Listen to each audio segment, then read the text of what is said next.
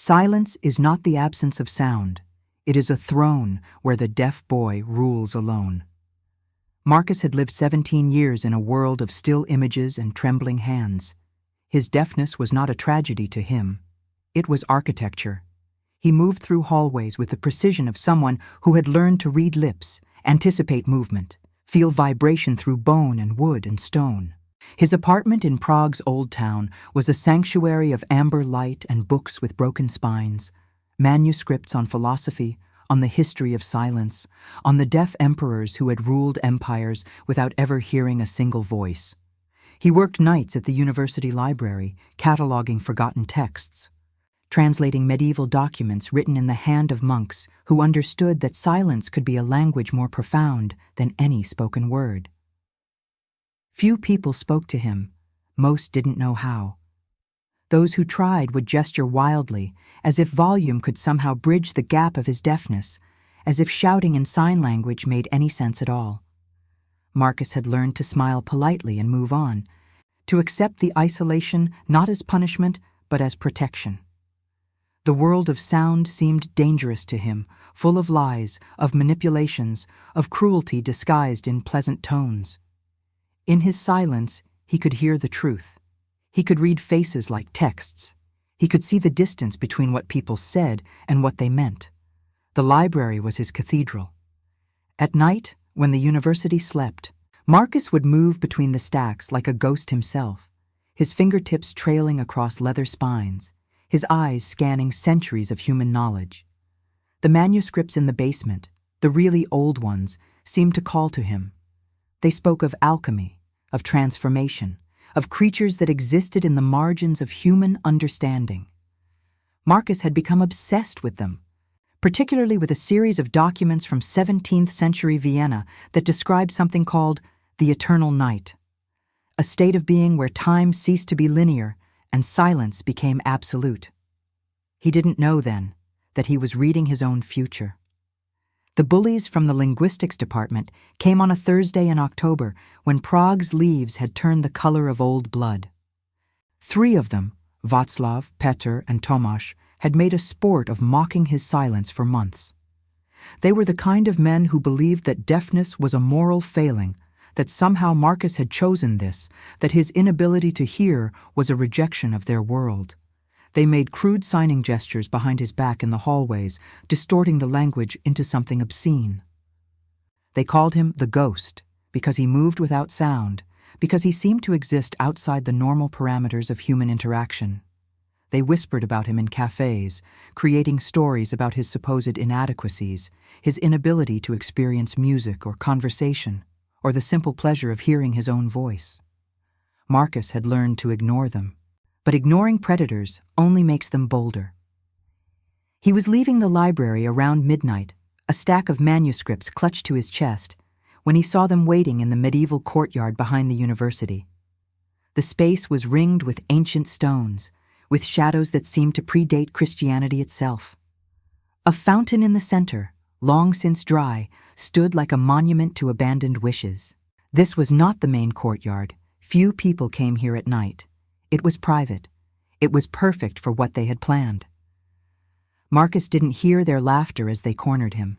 He saw it, the distortion of their mouths stretching into something cruel, the cruelty gathering in their shoulders like a storm-building pressure, the violence coalescing in their fists like weapons being forged in real time.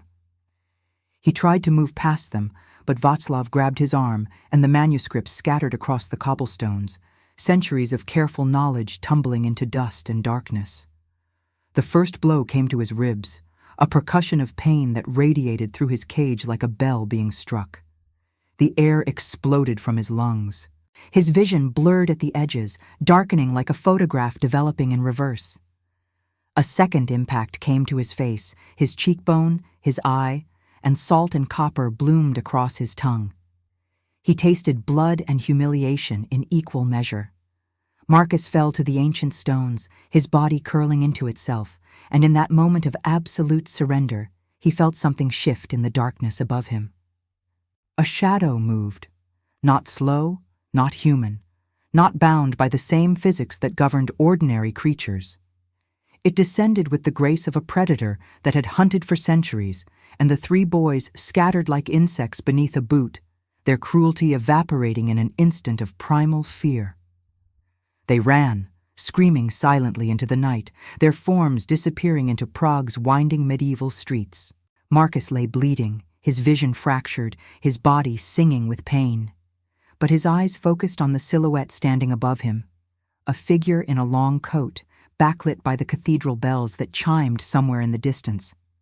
The figure moved with an elegance that seemed wrong, too perfect, like watching a ballet performed by something that had transcended the limitations of human bone and sinew.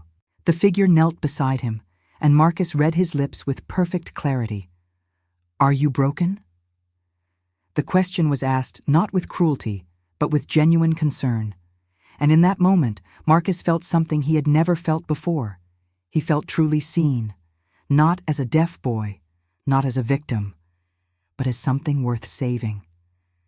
The stranger's hands were cold, impossibly cold, like touching marble that had been buried in snow for 1,000 years, as they lifted him with surprising gentleness. His eyes were ancient and amber, holding depths that seemed to contain entire civilizations. They held something Marcus had never seen directed at him with such intensity.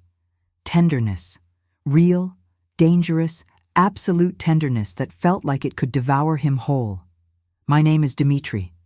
The figure signed, his fingers moving with the eloquence of someone who understood the poetry of silence as a native language. His hands painted pictures in the air, not just communication, but art. "I have walked this earth for 473 years, and I have never needed to speak. Neither do you." In that moment, as blood dripped from Marcus's mouth onto stone laid in the time of emperors and forgotten gods, he understood something fundamental. His silence had been waiting. All 17 years of his existence had been preparation for this moment. And now, something immortal had finally learned to listen. Something ancient had finally recognized itself in the silence of a deaf boy from Prague. Chapter 2. The Language of Wounds. Dmitri's apartment existed outside of ordinary time and space. The building itself was a 14th century palace, one that had somehow survived centuries of wars and revolutions, standing as a monument to elegance in a city that had learned to celebrate survival. The stairs seemed endless, spiraling upward through darkness, lit only by candlelight. High ceilings disappeared into shadow so complete it felt almost solid. Candles, hundreds of them, cast everything in the amber of dying worlds, of sunsets that had happened centuries ago, of light that had learned to accept its own extinction. Ancient tapestries hung from walls like the skins of history itself, depicting scenes that seemed to shift when viewed peripherally. Battles, love scenes, rituals that predated Christian Europe. Weapons from every era adorned the walls, swords from the Crusades, daggers from the Ottoman Empire, guns from wars that nobody remembered anymore. And everywhere, books, thousands of them. Some bound in leather that might have been human. Others so old their pages had become dust, held together by the sheer force of accumulated memory. The air smelled of old paper, of incense, of something ancient and irreplaceable. Marcus sat on a velvet chair that felt like sitting on clouds made of blood and sorrow. His ribs ached with a deep, throbbing pain that suggested at least 2 were broken. His left eye was swollen shut, the skin around it turning purple and black like a bruise flowering into its full, terrible bloom. His lip was split, and dried blood crusted his chin. Despite the pain, despite the surreality of the situation, Marcus felt an inexplicable sense of safety in this strange apartment that existed like a pocket universe cut out of Prague's medieval fabric. Dmitri moved through the space with the silence of a ghost. No footsteps, no displaced air, just a presence that seemed to materialize where it was needed.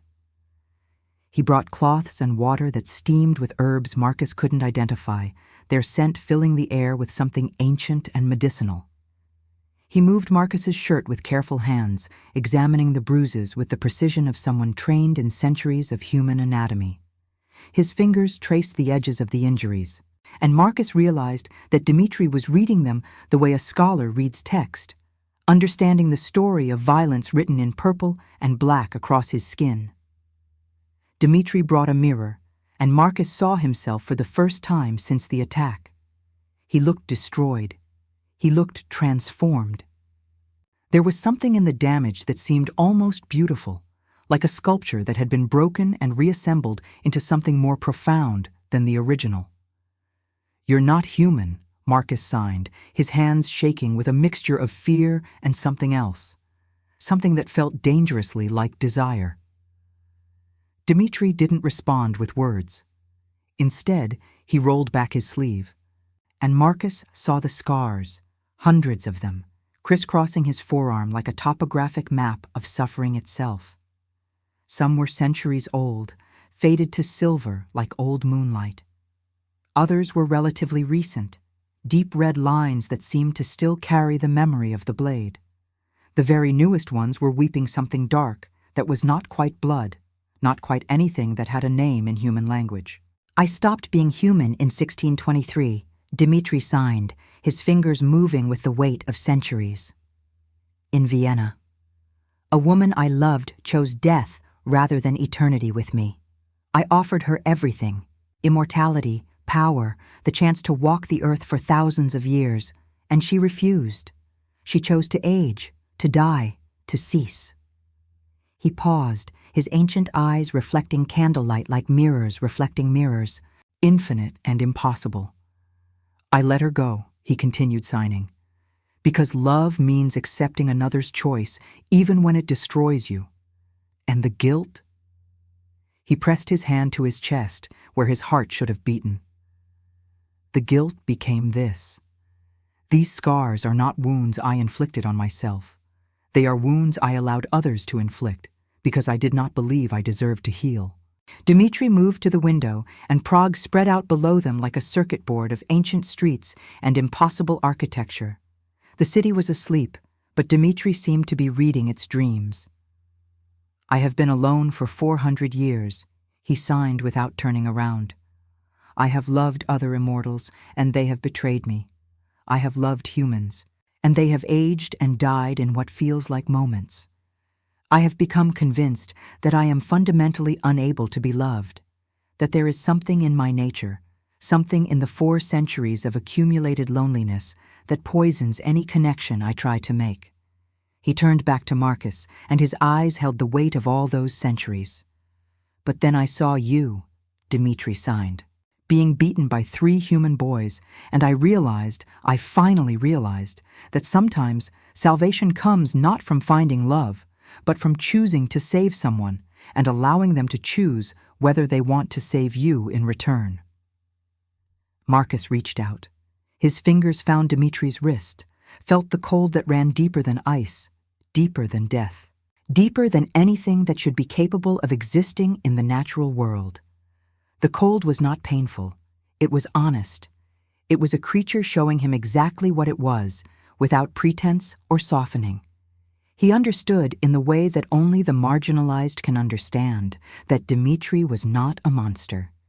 He was simply someone the world had not known how to love, someone for whom the normal human structures of affection and connection had failed, someone waiting in the darkness for another creature who understood isolation so completely that it had become a language all its own. "Why did you save me?" Marcus signed. "You could have let them kill me. The world wouldn't have mourned. I'm just a deaf boy from the university library." Dmitri was silent for a long time. The candles around them seemed to burn lower, as if his silence consumed light itself. Finally, he moved to a cabinet and withdrew a music box from the 1700s. Viennese, delicate, with inlays of mother-of-pearl depicting scenes of romantic tragedy. Because in 400 years of silence, Dmitri signed, his hands moving with infinite tenderness, "I have never heard anyone sing like you do." "I don't sing," Marcus signed, confused. "I'm deaf. I've never heard music in my entire life. I've never sung. Exactly, Dmitri replied. His eyes held something that felt like hope being murdered in real time, hope trying desperately to survive even as it accepted its own inevitable extinction. You have never heard music, and yet you move through the world as if you are composed of it. You have never sung, and yet everything about you, your grace, your silence, your acceptance, is song. You are music, Marcus. And I have been deaf to everything else for 400 years. That night, as the city of Prague slept in its medieval dream, Marcus should have left. He should have called the police, reported the attack, returned to his normal life of isolation and academic rigor. Instead, he stayed in Dmitri's apartment, wrapped in robes made of silk that had come from Constantinople, sitting by windows that overlooked spires that had stood for 1,000 years. They sat together in absolute silence, and Dmitri wound the music box. Marcus felt the vibrations through the wood, felt the ghost of melody through his bones and marrow, felt something ancient awakening inside him that had been sleeping since birth. The vibrations told a story of a woman who had chosen death over eternity, of a man who had spent 400 years as a monument to loss, of two creatures separated by vast gulfs of experience, finally finding a language they could both speak. And Dmitri watched him with an intensity that felt like being consumed by attention itself, the way a vampire prince might watch the last human who could still make him remember what it felt like to have a soul, to have meaning, to have purpose beyond the endless hunger and the endless darkness. By dawn, which neither of them could witness in its full glory, Marcus had made a choice he didn't yet understand. He would stay in the silence with this creature made of centuries and sorrow. He would remain in this apartment outside of time. He would learn what it meant to be loved by something that had transcended the normal human structures of affection and connection. He had no idea that staying would mean choosing eternity. Chapter 3. The mirror shows what love really is. A week passed in a kind of dreamlike suspension where time seemed to move differently. Days and nights blurred together in the candlelit apartment. The outside world ceased to exist. Marcus's phone, which he had left in his jacket pocket, rang twice before dying. The university sent emails inquiring about his absence from work. Reality, with all its noise and demands, seemed to be a movie playing on a distant screen, something that happened to other people in other worlds. Dmitri taught him the history of the deaf through sign language so beautiful it made Marcus weep without tears. His body had forgotten how to produce normal human responses to emotion. They would sit for hours in the candlelit darkness, and Dmitri would tell him, through flowing hands and the intensity of his ancient eyes, about deaf emperors in ancient Rome who had ruled with absolute power, about silent philosophers in monasteries who had written the most profound theological treatises in history, about deaf saints who had performed miracles through the purity of their uninterrupted concentration. Deafness is not a disability, Dmitri signed, his hands painting pictures in the air. It is a superpower that the hearing world has never understood. You exist in a state of consciousness that most humans can only achieve through years of meditation. You hear the world the way I do, through vibration, through light, through the subtle movements of air and energy. You have been training your entire life to be exactly what I need. They would read together, sitting in the library within Dmitri's apartment, a room that seemed to contain books from every era of European history. He showed Marcus texts in languages he didn't know, and through Dmitri's hands, the meaning would become clear. They read Persian love poetry translated into sign language, making the ancient verses dance and shimmer with new meaning. They read medical texts from the Renaissance written in Latin, discussing the nature of immortality and what it meant to transcend the biological constraints of the human body. 2 weeks passed, then 3. Marcus stopped counting. His body began to change in subtle ways. His sense of smell became acute. He could detect scents from blocks away through the closed windows. His vision sharpened, colors becoming more vivid, shadows becoming less frightening and more like home. His skin took on a faint luminescence, a pale glow that seemed to come from within rather than being reflected from external sources. And there was a darkness growing between them, a tension that built with each passing night. Dimitri's hunger was becoming visible in the way his hands trembled when they touched, in the way his eyes would turn completely black at certain hours, in the way he would move to the furthest corner of the apartment and press his forehead against the ancient stones as if trying to contain something vast and terrible. "I am starving," Dimitri signed one night, his fingers barely containing their violence, each gesture seeming to cost him tremendous effort to maintain control.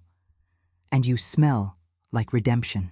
You smell like salvation and mercy and everything I have spent 400 years believing I didn't deserve." Marcus understood what he was asking, what he was confessing. The ancient vampire was telling him that he needed to feed, that his hunger was becoming unbearable, that the proximity to Marcus, who smelled like a creature caught between human and immortal, like potential eternity, was making it almost impossible to maintain his restraint. He understood, and he was not afraid. Marcus took Dimitri's face in his hands, this creature who had walked the earth for 473 years, who had loved and lost and become a monument to sorrow, who had never believed that redemption was possible for someone like him. He looked into those ancient amber eyes, and he signed, "I want this. I want to know what it feels like to be chosen, to be consumed, to be loved so completely that it rewrites what I am." And then he kissed him. It tasted like copper and winter and the end of the world giving way to a new beginning. It tasted like 400 years of loneliness finally meeting its opposite. When they kissed, the candles around them seemed to burn brighter, as if they were drawing energy from this moment of connection between human and immortal, between prey and predator, between two souls that should have never met but had been waiting for each other since the beginning of time. When Dimitri pulled away, his fangs were visible, long and gleaming, glinting in candlelight like the teeth of a prayer, like the instruments of transformation, like weapons forged in love rather than violence. "If I do this," Dimitri signed, his hands shaking with the effort of restraint, "if I take even one drop from you, the hunger will never stop. You will become my eternal need, my damnation.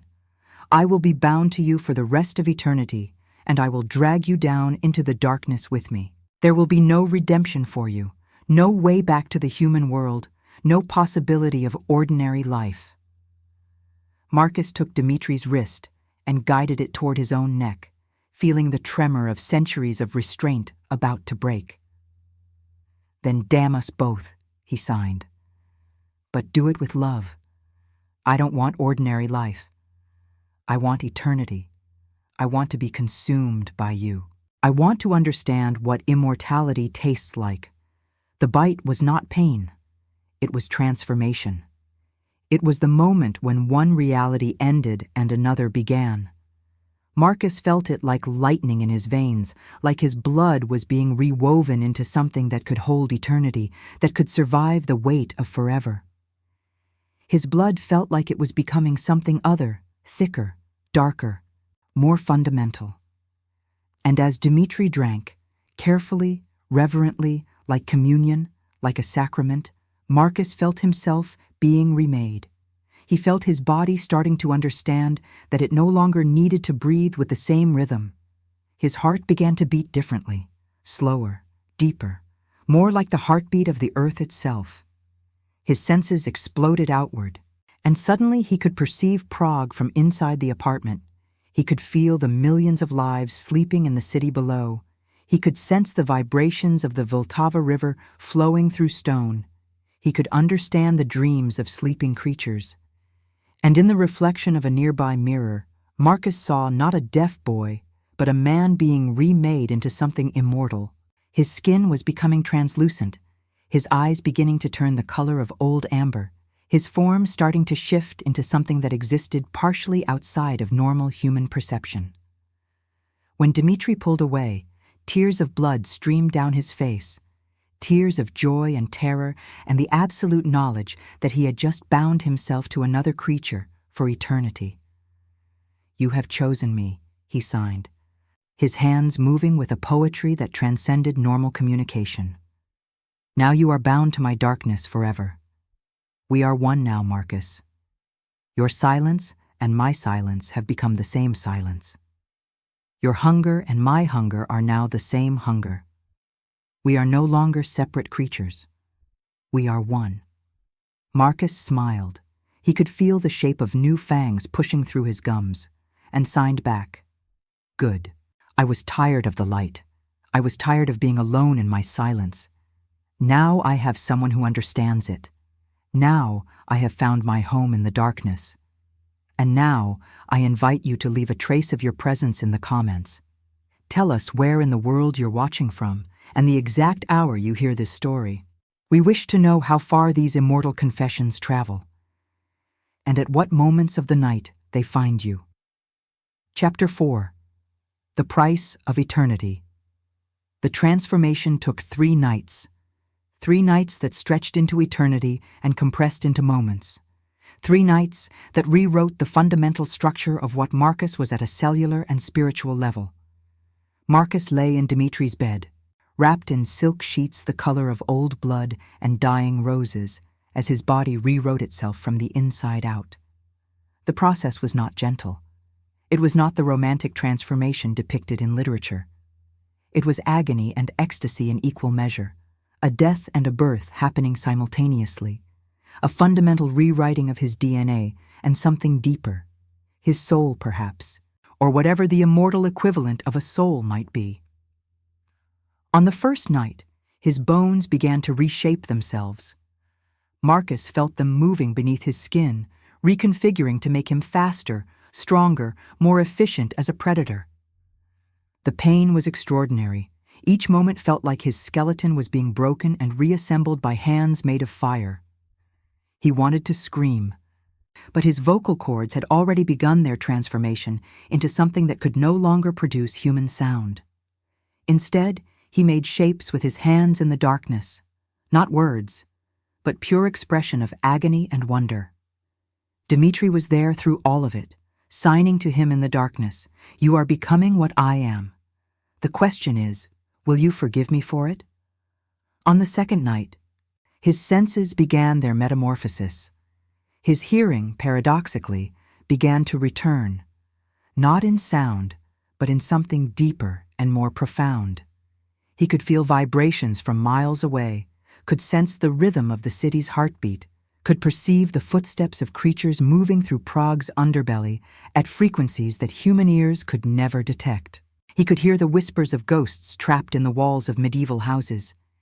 He could hear time itself, a vast and patient rhythm that existed beneath the surface of normal perception. But simultaneously, he felt something slipping away. His reflection in the mirror became translucent, like he was gradually becoming less substantial, less anchored to the material world. His skin took on a luminescence that was not quite alive, that seemed to be lit from within by some internal phosphorescence. When he tried to eat human food, Dimitri brought him fruit, bread, meat. It turned to ash in his mouth. His body was rejecting the substances that had sustained it for 17 years. It was becoming something that required a different kind of nourishment, something that existed in the domain of blood and essence rather than simple calories and nutrients. On the third night, the hunger came. It was not like the hunger of the living, the simple biological drive for calories and sustenance. This was a void, an absolute negation of everything Marcus had been.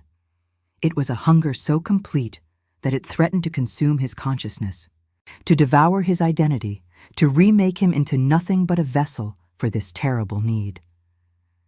Marcus understood in that moment why Dimitri had walked the earth for 473 years without ending it. Because suicide, when you are immortal, becomes complicated. How do you die when you cannot die? How do you choose oblivion when oblivion is no longer an option? The permanence of immortality becomes a prison, and the hunger becomes the jailer. Marcus thrashed in the bed, his new strength nearly destroying the ancient furniture. He felt like he was going to explode from the inside, like his skin could no longer contain what he was becoming. And in that moment of absolute desperation, Dmitri appeared beside him. "I need," Marcus signed. His hands shaking with the effort of not destroying everything around him, not leaping from the window and hunting through Prague's sleeping streets, not giving in to the primal drive that had awakened in his blood. I don't know what I need. Everything, nothing, something. Please." Dmitri brought him a crystal vial of blood, not his own, but carefully collected from those who deserved far worse than this gentle ending. The vial was warm, the blood still fresh, carrying with it the essence and memory of the person it had been taken from. Marcus could sense the history in it. This blood came from a man who had hurt people, who had destroyed lives, who had not deserved to continue breathing. A gift, Dmitri signed, until you learn to hunt with mercy, until you understand that taking life does not have to be an act of evil, but can be an act of justice. Marcus drank, and it was ecstasy and damnation in equal measure. The blood tasted like redemption and sin combined, like purpose and corruption, like the fundamental energy of existence itself. He felt his strength multiply exponentially. He felt the weight of centuries settling onto his shoulders like a cape made of grief. And he understood, finally, what his deafness had been preparing him for all along. The ability to exist in absolute silence, in the void, without losing his mind. The ability to perceive the world without the distraction of constant auditory input. The ability to focus with a clarity that the hearing world could never achieve. "How many?" Marcus signed, gesturing to the vials that Dmitri had arranged on the table beside the bed. The bottles seemed to glow in the candlelight, containing potential, containing purpose, containing the blood of people who had harmed others. "How many will I need?" "One per night," Dmitri replied, "for eternity. Unless you choose to hunt. Unless you choose to become what I have always been. A predator dressed in beautiful clothes, a creature that walks among humans but does not belong to them." Marcus looked at his reflection in the mirrors that hung throughout Dmitri's apartment, no longer quite visible in the glass, his form becoming ghost-like, his presence registering more as a disturbance in reality than as a physical object. He saw his fangs in full profile now, long and elegant and terrible. He saw his eyes, completely amber now, ancient with knowledge he had not yet experienced. And he felt no horror, only acceptance, only recognition of what he had chosen and what it meant. "Teach me," Marcus signed. "Teach me how to be this. Teach me how to survive eternity. Teach me how to love you without consuming you, how to hunt without losing myself, how to exist in this darkness without being devoured by it." And Dmitri, who had spent 473 years believing that redemption was impossible, began to teach him everything he knew about immortality, about predation, about the strange and terrible beauty of eternal love. Chapter 5. Blood and mercy are not opposites. 3 months into his eternity, Marcus had become something unprecedented, a vampire who used his silence as a weapon and his deafness as a superpower.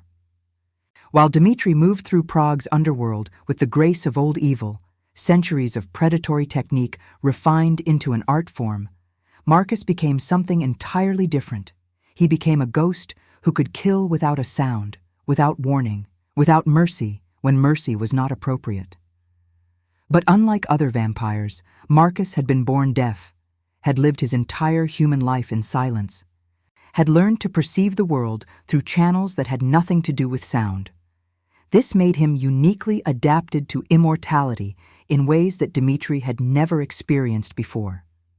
Together, they hunted the predators, the men who trafficked in human bodies, women and children pulled from their homes and forced into servitude, the men who destroyed the innocent for profit and pleasure, the men who had built empires on the backs of human suffering.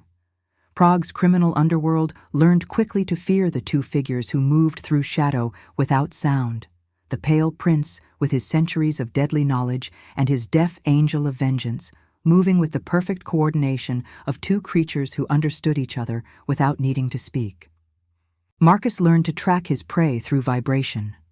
He would stand in the darkness and feel the footsteps of a human target 3 blocks away, their gait pattern unique as a fingerprint. He would sense the rhythm of their heartbeat through the ground beneath his feet, their blood calling to him with a siren song that was impossible to resist. He would move through Prague's medieval streets like a phantom, and by the time his victim realized they were being hunted, it was already too late. But Dmitri had taught him something that had been harder to learn than hunting itself. Mercy is not the absence of violence. Mercy is violence with a conscience. Mercy is the ability to kill and the ability to choose not to. Mercy is understanding that justice and cruelty exist on a spectrum, and the difference between them is intention. One night, exactly 3 months after his transformation, they cornered one of the boys who had bullied Marcus in the university courtyard. His name was Václav, and he was 22 years old now, having aged a normal amount while Marcus had remained 17. Václav had become a small-time trafficker working for one of Prague's larger criminal organizations. His hands were already stained with the blood of victims, young girls who had disappeared, women who had never returned home, families destroyed by his actions. He was leaving a club in the old town square when Marcus appeared beside him. The dead boy, back from the grave. The creature that should have been dead, but was instead more alive than he had ever been, glowing faintly in the darkness, his eyes reflecting what little light there was, like 2 pieces of amber lit from within. Václav screamed. It was a sound that Marcus could feel through the ground, a vibration of pure animal terror. He tried to run, but Dmitri appeared on his other side, cutting off his escape. They herded him like wolves herding a wounded deer, not rushing, not frantic, just methodical and patient and absolutely certain of the outcome. They took him to an abandoned cathedral in the outer ring of Prague, a church that had been damaged during the wars and never rebuilt, now a monument to human destruction and divine indifference. They did not kill him immediately. Instead, they made him understand exactly what he had done, exactly how many lives he had destroyed, exactly how much suffering he had caused. Václav begged. He signed desperately, hoping that because Marcus was deaf, perhaps he could be reasoned with, perhaps he could be talked out of this. But Marcus had learned that conversation was not the only form of communication. He showed Václav the faces of his victims, not through words or images, but through the memory that lived in Marcus's blood now, knowledge that came from drinking from people who had known these girls, been connected to them, suffered from their loss. When Václav finally understood what was about to happen, he closed his eyes, and Marcus, who had learned that mercy could take many forms, chose to end it quickly rather than draw it out. But not before giving Václav one final message, signed directly into his dying consciousness, that his death was justice, and that Marcus had not chosen to be a monster. He had chosen to be a weapon, and weapons exist to protect the innocent. Later that night, after disposing of the body in the Vltava River, Marcus and Dmitri sat on the banks of the river, watching the water flow toward the sea. The city slept around them, unaware that 2 creatures existing in the margins of human reality had just performed an act of violence that was, in its own strange way, an act of love. "You are not a murderer," Dmitri signed, his ancient hands moving with absolute certainty. "You are a saint. The worst kind, the kind that knows the exact distance between justice and cruelty and has the power to walk that line perfectly." Marcus rested his head on Dmitri's shoulder, something he had never been able to do with another human, because most humans made sounds when they were close, coughed or shifted, or created the ambient noise that filled normal human interaction. But Dmitri was silent. Dmitri was absolute silence, and with him, Marcus could finally rest completely. "I was always going to become this," Marcus signed. My silence was never a limitation. It was a vocation. It was training. All 17 years of my human life were preparation for this moment, for becoming what I needed to become to survive in eternity with you. Chapter 6. The mirrors reflect what remains. A year passed. Then 5, then 10, then 50. Then a century compressed into moments of perfect understanding between two creatures who no longer needed to speak because they had become the same language, who no longer needed to hunt separately because they understood each other's hunger so completely that they could share it, distribute it, transform it into something almost bearable. Marcus and Dmitri became a legend in Prague, whispered about in the dark corners of cafes, painted into the margins of history books as ghosts, as myth, as the impossible love story that should not have existed but somehow persisted. People reported seeing two pale figures moving through the medieval streets at night, always together, always silent, their presence seeming to drain light from the world around them. Parents would tell their children stories about them, cautionary tales about the dangers of eternal love, about what happens when you choose darkness over the possibility of light. But people didn't understand. They thought Marcus and Dmitri were monsters, creatures of horror and predation. They didn't understand that some loves are so powerful, so complete, that they transcend the normal categories of good and evil.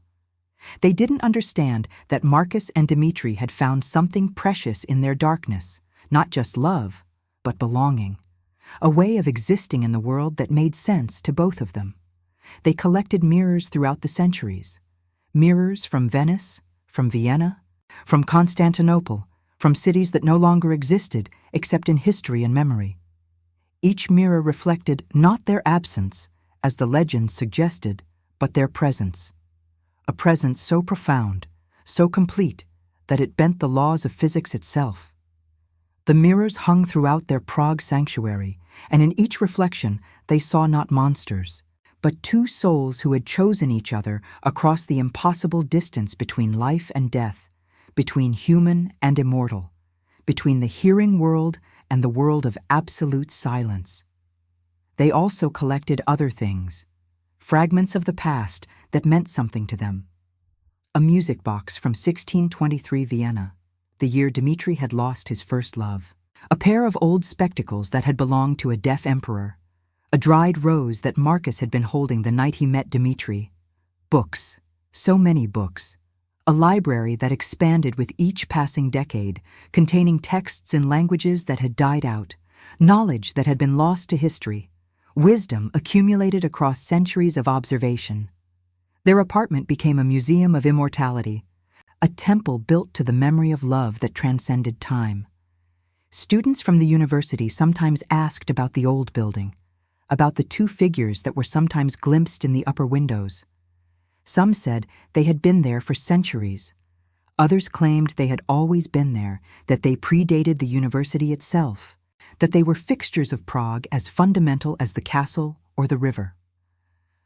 One night, 5 centuries into their eternity together, 500 years of perfect love, of shared silence, of complete understanding, Dmitri signed to Marcus, "Do you regret it? Choosing this darkness with me? Choosing to abandon your humanity, your life, your place in the world?" It was a question he asked periodically, usually at moments when his guilt threatened to overwhelm him, when the accumulated weight of 4 centuries, now 5, seemed too much to bear. It was his way of giving Marcus an exit, a way out, a chance to say that yes, the sacrifice had been too great, that immortality was not worth the price. Marcus moved to the largest mirror, the one from 1623 Vienna, the one Dmitri had kept since the night he lost his human love to death. In the glass, Marcus saw not his reflection, but something deeper. He saw every moment of their centuries together compressed into a single image. He saw Dmitri's loneliness finally broken by the arrival of another creature who understood silence. He saw his own deafness finally understood not as a limitation, but as a superpower, as a gift, as the exact training that had prepared him for eternity. He saw the beauty in what they had become. "No," Marcus signed, his hands moving with absolute certainty across 5 centuries of earned wisdom. "I regret only that it took so long for us to find each other. I regret that you spent 400 years alone, believing that redemption was impossible. But I don't regret this. I don't regret any of it." Dmitri pulled him close, and in that moment, in that ancient Prague sanctuary surrounded by mirrors and candles and the accumulated detritus of 500 years of love, something shifted in the fabric of eternity itself. Because love, real love, the kind that is earned through suffering and choice and absolute presence, is the only magic that transcends even death. It is the only force in the universe that can justify the terrible weight of forever. If this story has already captured you, leave a like. It helps the voices of those who chose eternity reach more hearts. Chapter 7. The choice between shadows. Centuries folded into each other like pages of a book written in blood and starlight. Marcus and Dmitri became more than lovers. They became myth. They became legend. They became the answer to the question that had haunted humanity since the beginning of time. Is love worth the price of eternity? They walked through the centuries together, watching empires rise and fall, witnessing wars and revolutions and technological transformations. They saw Prague change from a medieval city into something modern, watched the 20th century arrive with its horrors and wonders. They hid in their sanctuary while the world transformed around them, emerging only at night to move through the streets they had memorized across 5 centuries of wandering. They loved each other through changes in society, through shifts in morality, through revolutions in thought and technology. They adapted, evolved, found new ways to understand their relationship as the world around them became almost unrecognizable. They remained absolute, 2 creatures so entwined that it was impossible to separate them without destroying both. But eternity, even shared with the one you love, eventually whispers the same question over and over, like water wearing away stone. Why do you continue? Why do you not end? Is love really worth the weight of forever? It came as a visitation on a night when Prague was silent, when even the occasional car had ceased passing through their street. A presence appeared in their apartment that they had never encountered before in 500 years. Something that was not vampire, not human, not even clearly alive in any conventional sense. The creature was made entirely of light and choice, hovering above the ground like a thought made manifest. It moved with a grace that made even Dmitri's 473-year-old elegance seem clumsy by comparison. When it spoke, it did not use sound. It did not use sign language. It simply communicated, and meaning appeared directly in their consciousness. "I am the keeper of final choices," the creature signed, because of course it knew the language of silence, the language that transcended species and death and time itself. "I come for those who have lived so long that living becomes a form of torture. I come to offer release, to give the eternal ones a choice between continuation and rest." Dmitri stood, his 500-year-old body suddenly fragile in a way it had not been in centuries, as if this visitation had reminded him of his fundamental difference from humanity, his status as something other. "We choose to continue," he signed immediately, his hands moving with the protective speed of someone defending his greatest treasure. But the creature, the keeper of final choices, turned to Marcus. It looked at him with eyes that seemed to contain all of the choices that had ever been made in human history, all of the moments when people had decided to live or die, to continue or to cease. "And you, young one?" the creature asked, its communication bypassing language entirely and speaking directly to the essence of who Marcus was. 500 years is nothing in the span of eternity. But it is enough to know the weight. It is enough to understand what you have sacrificed. Are you certain you wish to continue? Are you willing to accept 500 more years? 1,000 more? An eternity that has no end and no relief? Marcus felt Dimitri's ancient hand in his. He felt the weight of 500 years of perfect love and perfect silence. He felt the knowledge that they could walk into the sun right now and finally rest, that there were alternatives to the eternal continuation they had chosen. He considered it, truly considered it. The idea of finally resting, of allowing his consciousness to slip away into the void, of ending the weight of forever.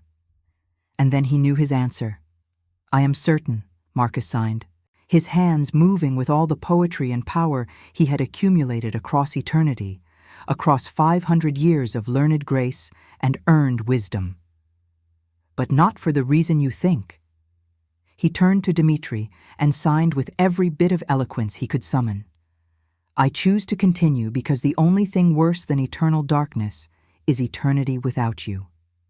I have been silent my whole life, 17 years of human silence, 500 years of immortal silence. But with you, I finally learned to speak. I finally understood that silence is not the absence of communication. Silence is perfect communication, perfect understanding." Marcus's hands moved with increasing certainty, increasing beauty. "I will not choose silence again. I will not choose ending, not while you exist. I will not choose oblivion if the alternative is forever with you. I choose continuation. I choose eternity. I choose love that transcends even the weight of forever." Dimitri wept tears of blood that were not tears of sorrow but tears of relief, of gratitude, of the absolute certainty that he had finally, after 573 years, found someone who would choose him. Someone who would continue choosing him night after night, century after century, forever. The keeper of final choices regarded them both with what might have been respect or might have been pity. It was impossible to tell from a being made of light and choice. "I do not often encounter lovers willing to choose eternity so absolutely," the creature signed. "Most eventually choose the void. Most find that forever becomes unbearable. But you," it turned to both of them, "you have transcended the usual limitations of immortal love. You have found something that justifies the wait. You have found something that makes eternity bearable." The creature bowed, and as it did, something ancient and honorable seemed to fill the room. "Then, I will not trouble you again," the creature signed. "You have made your choice, and your choice has proven that some loves are strong enough to sustain even forever." And then the keeper of final choices dissolved into light that faded into the darkness, leaving Marcus and Dimitri alone in their sanctuary, surrounded by 5 centuries of accumulated memory and love. That night, Marcus and Dimitri made love in the candlelit darkness of their apartment, and with each touch, they rewrote the laws of eternity itself. Their connection transcended the physical, became something more like the merging of 2 silences, 2 eternities, 2 profound understandings becoming one unified consciousness. They existed in a state beyond pleasure or pain, in a space where love was not an emotion, but a fundamental truth about the nature of reality itself. And in that moment, they both understood the answer to the question that the keeper of final choices had asked. Yes, love is worth the price of eternity. Real love, the kind that is earned through suffering and choice and absolute presence, is worth any price. Chapter 8. Eternal Vows in Silence. The final chapter was not an ending, but a beginning disguised as a memory. Marcus found himself standing in a cathedral in Vienna, the same cathedral where, 573 years ago, Dimitri had lost his first love to death. But this cathedral was different now. It existed in the space between worlds, a place where the living and the dead, the mortal and the immortal, could meet and communicate and witness moments of profound significance. The light here was not the light of the sun or even of candles. It was something else. The light of consciousness itself, the glow of awareness, the illumination of souls recognizing each other across the void. The cathedral's walls seemed to shimmer with this light, their substance uncertain, as if they existed in multiple states simultaneously. Dmitri was waiting at the altar, dressed in clothes from the 17th century, but looking more present, more alive, more real than he had in any of the 500 years they had spent together. His amber eyes reflected the strange light, ancient and infinitely deep. When he saw Marcus, his face transformed. 5 centuries of loneliness and grief and guilt seemed to lift, replaced by something that looked almost like joy, almost like peace. "I spent centuries running from this moment," Dmitri signed, his fingers moving with absolute clarity, each gesture a confession, each movement a statement of intent. "I was afraid that formalizing our love would somehow trap it, diminish it, make it less eternal. I believed that eternity could not be contained in human rituals, that love had to remain free and undefined to survive forever." Marcus moved down the cathedral's aisle, not walking, but moving through the space as if floating, his body no longer bound by the normal rules of physics. With 500 years of immortal existence, he had learned to move through space in ways that transcended human locomotion.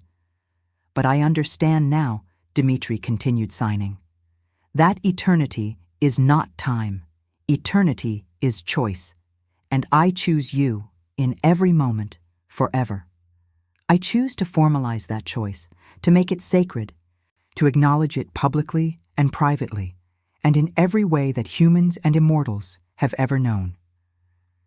They stood before witnesses only they could see, the ghosts of everyone they had loved and lost, everyone they had saved, everyone they had become across 5 centuries, Marcus's parents, dead for 400 years, but somehow present in this space between worlds.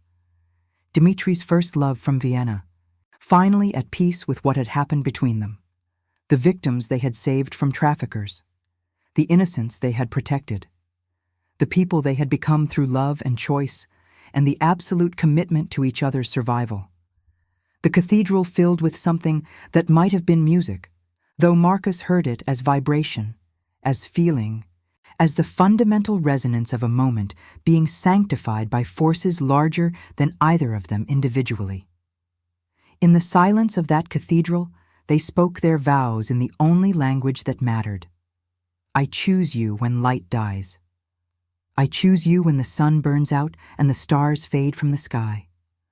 I choose you when the earth becomes cold and barren, and the last human has turned to dust. I choose you when time itself ceases to have meaning. I choose you when darkness claims everything. I choose you in the void, in the silence, in the space between existence and non-existence. I choose you when all other creatures have chosen ending. I choose you in the absolute emptiness of eternity.